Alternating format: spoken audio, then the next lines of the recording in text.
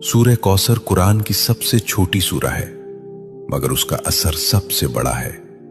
सिर्फ 3 आयात, लेकिन उन 3 आयात में दुनिया भी है, आखिरत भी, रिस्क भी, इज्जत भी और दुश्मनों की शिकस्त भी।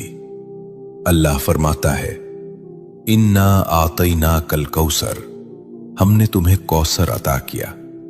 ये सिर्फ नबी करीम सल्लल्लाहु अलैहि वसल्लम से खिताब नहीं, ये उम्मत के लिए पैगाम है। ये ऐलान है कि देने वाला अल्लाह है, और जब अल्लाह देता है तो गिनती खत्म हो जाती है। कौसर का मतलब सिर्फ जन्नत की नहर नहीं, कौसर का मतलब है खैर कसीर, बेशुमार भलाई, ऐसा रिस्क जिसमें कमी ना हो, ऐसी बरकत जिसमें जवाल ना हो। लेकिन सवाल यह है कि आज हम ये सूरा पढ़ते हैं, फिर भी तंगी क्यों है, फिर भी दिल बेचैन क्यों है, फिर भी इज्जत के लिए दर दर क्यों जाना पड़ता है।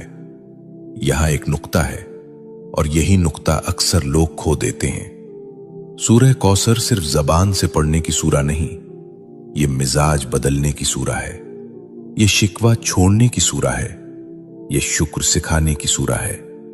जो अल्लाह पर छोड़ देता है, अल्लाह उसे कौसर अता करता है।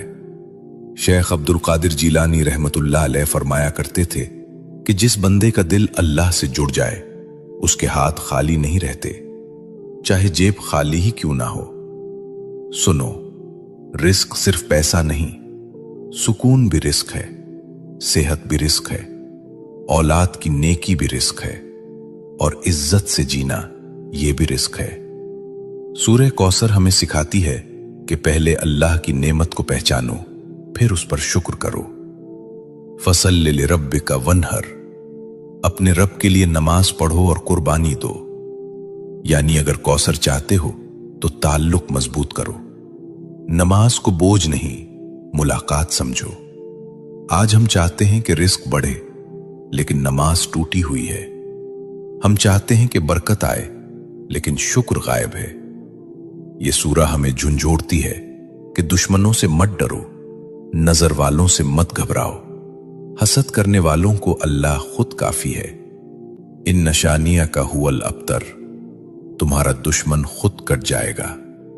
ये वादा है, यह तसल्ली है, यह ऐलान है। अगर तुम अल्लाह के हो गए तो कोई तुम्हें मिटा नहीं सकता।